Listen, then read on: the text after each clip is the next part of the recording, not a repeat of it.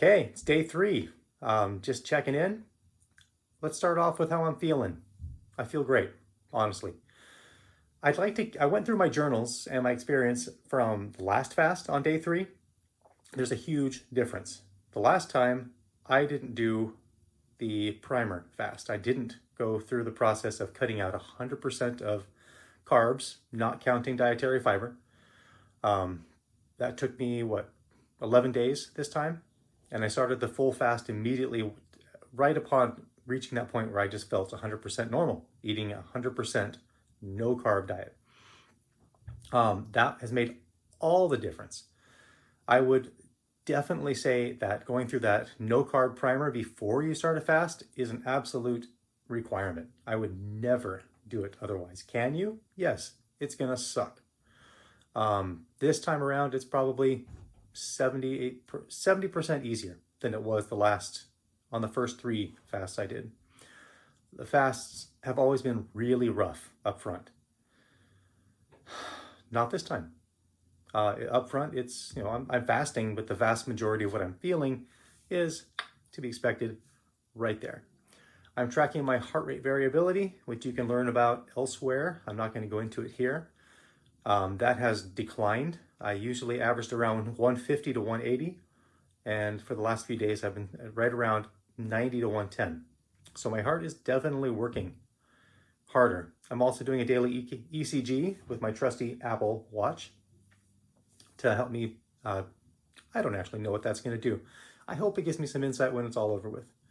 I did a very complete blood panel at the beginning, and I'll do it again at the end so I can see what my body's doing. If I can, I'd like to have that blood panel done before I break the fast, when everything is complete. And what else? Yeah, I'm feeling good. So day 3 is good. If you're gonna do this or you are doing it, I hope you did the primer, or I hope you're going to do a primer, because going straight into a fast is gonna be rough. All right, a little bit of wisdom and knowledge that has been hard won. Let's talk about anxiety.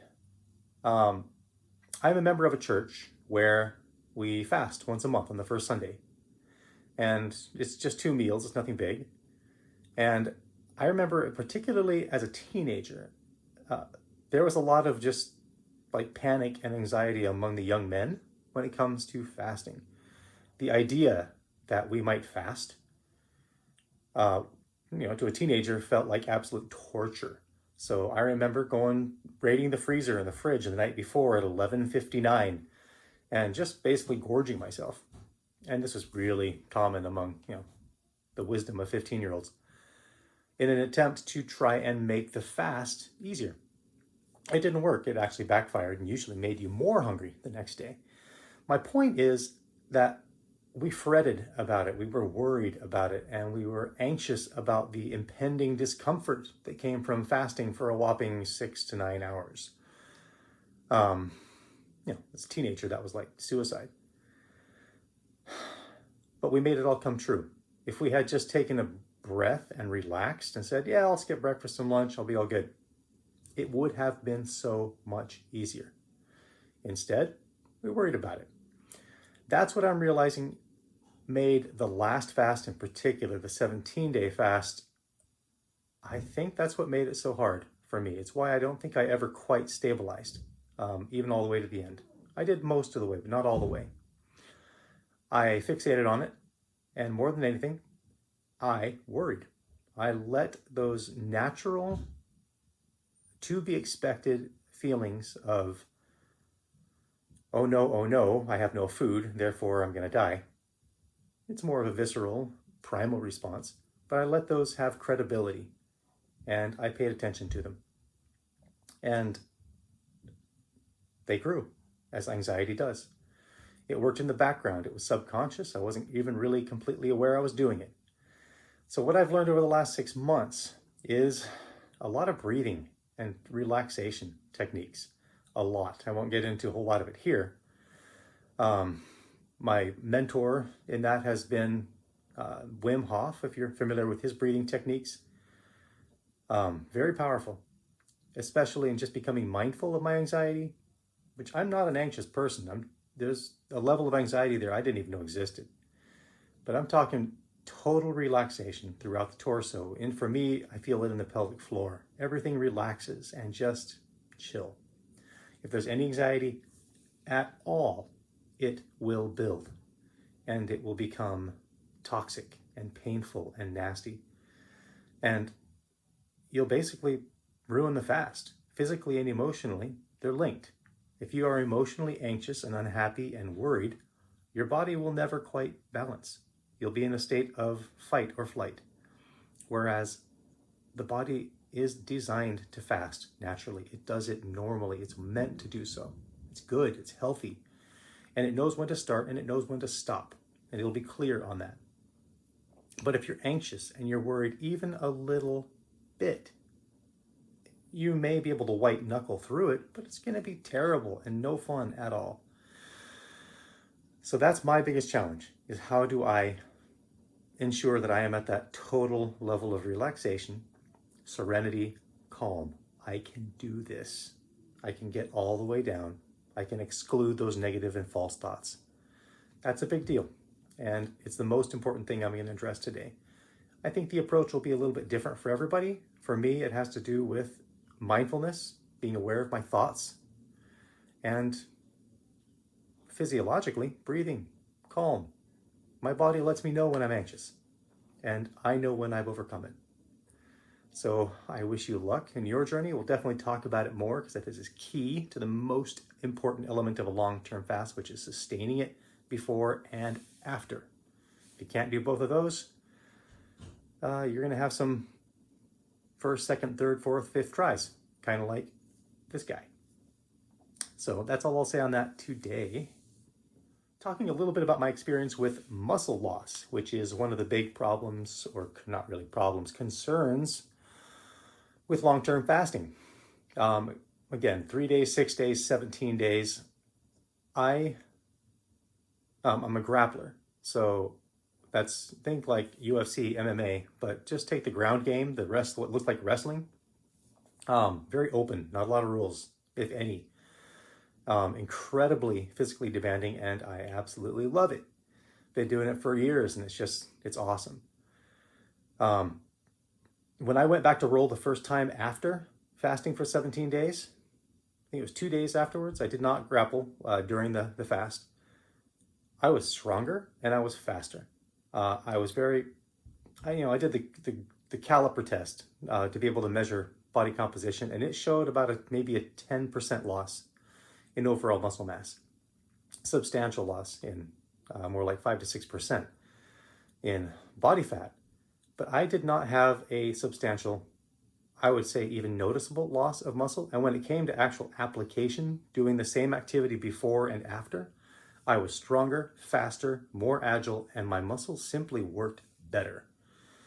What it kind of felt like to me was, yeah, my muscles did decline in mass by about 10, maybe 15%. But I don't think that was a bad kind of mass, because my performance went up. It felt better than before. I moved faster and more easily and just more efficiently than before. So was I catabolizing my muscles for energy? Yes, I think I was catabolizing that portion of the muscle that I did not need and was not helping me. And it left me with muscle that was far more refined and capable. And I had more fun rolling, grappling after than I did before. So that's my take on it, my experience. We'll see how it happens again this time. I felt better muscle-wise afterwards. Did I lose a little bit? Yeah. Is that a bad thing? No, it's not. I don't think 100% of our muscle mass needs to be there. I think there's some muscle mass there that's not optimal. So that's definitely my take on muscle. So far, I have been sharing just things that I feel like I've really come to understand through practice and study. There is one aspect, which is probably the biggest aspect of fasting, that I want to talk about now because I haven't yet mastered it. And it's critical. I absolutely have to master this before I break my fast. And that is that, and it's still even hard to articulate this, I'm not ready to break the fast in a sustainable, long-term manner. After my 17-day fast, I lost, 20 some pounds. It felt great. And I did gain part of it, not all of it, back. I knew I was doing it. But at the end of the fast, emotionally, where I was, the events in my life and such, they were stressful. And I was working like crazy. I would say I did definitely put on some muscle. That helps. I didn't grow out of my clothes or anything. But what I really perceived was I was not in total control of my nutritional choices.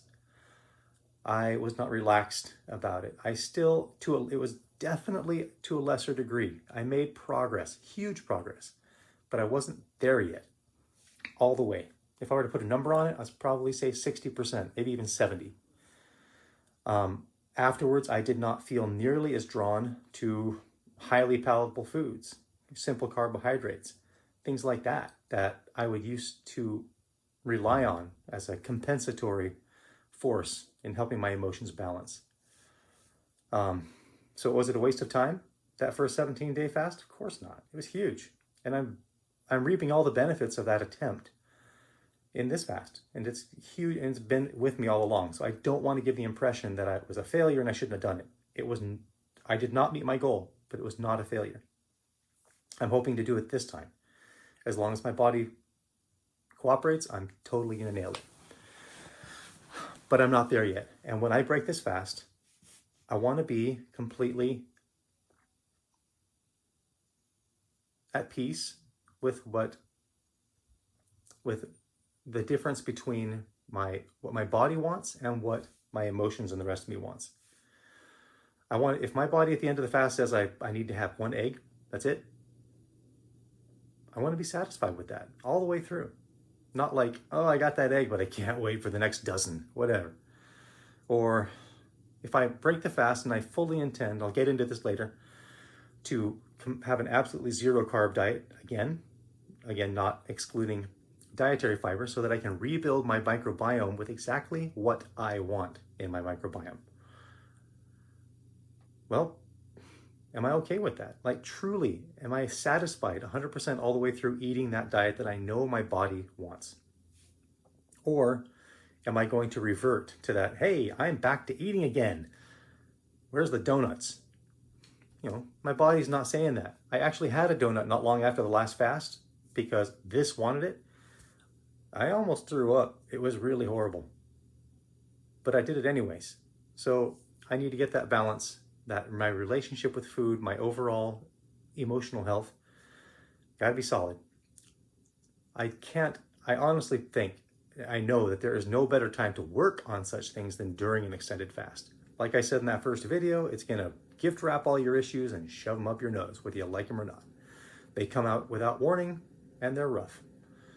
So I'm definitely gonna be addressing those issues. Not gonna talk about them all, because there's too many. But this is the ultimate opportunity for me to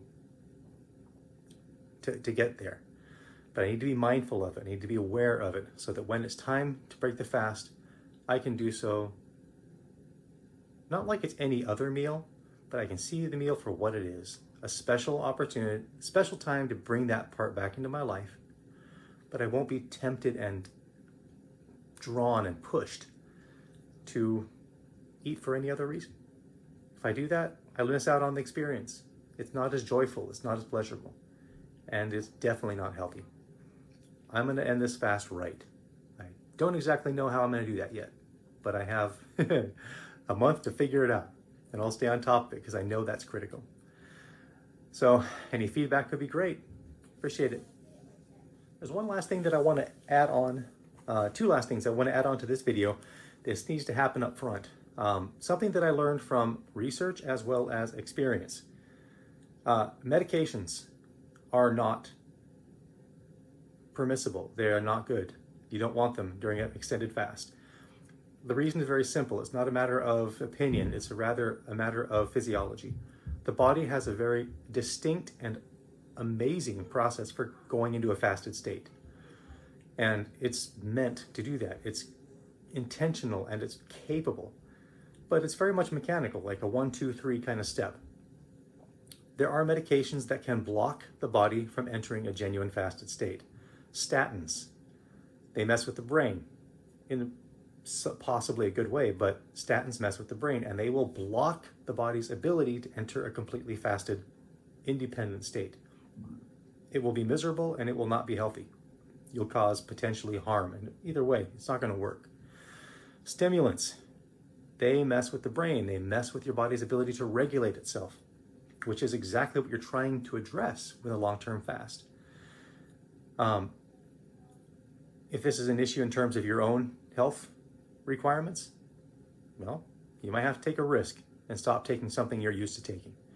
If you're not, then I wouldn't recommend fasting, because artificial influences like medications will shut down. They will block your body from entering the natural fasted state that I am probably 80 or 90% of the way into this time around, much faster, much more efficiently than I did the last time. The primer is really speeding things up for me and making it a lot more pleasant. So medications are out. I really wouldn't take risks with any medication while you're in a fasted state.